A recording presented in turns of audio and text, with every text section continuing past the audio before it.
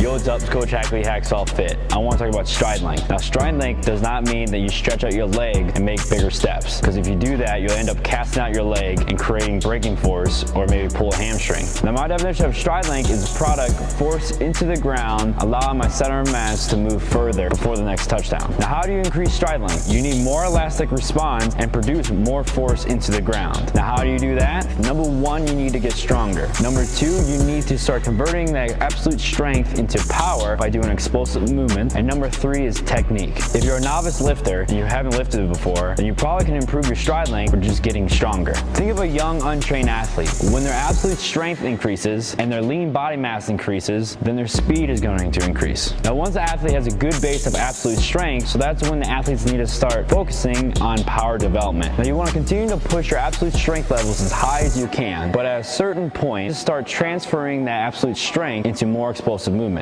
So that's when you use your cleans, your snatches, your high pulls, your plyometrics like death jumps and box jumps and medicine ball ballistic movements. Now, I usually don't use Olympic lifts. I do like high pulls, but I normally do other exercises for explosive movements, which I'll probably make a video about all that later because it gets complicated. And number three is technique. Now, you might have some leakages in your body, like at the ankle, knee, or hip, and that's where we're losing force when we strike the ground. You want to maintain leg stiffness when you strike the ground. So that's when certain isometric exercises can be used, and also speed drills like single leg pogos, single leg high knee, or hip switches. Those are a couple of mine. There are other ones out there. So you're focusing on that toe up, knee up, thigh up, and landing underneath your hips right in the center of mass. Every athlete is different and has their weaknesses. There's some athletes that are absolutely strong, but they need more power, so they need to start working on explosive movements more. There's some athletes that have great technique and have some power, but they're not that strong, so they need to hit the weight room. Now, everyone is different, but whatever the case may be, you need to find that specific thing that you're lacking and apply that to your program, and you'll probably increase your stride length or maybe your stride frequency.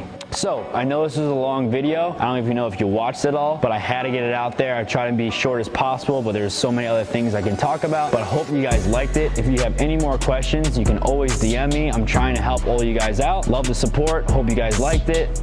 Check y'all next time.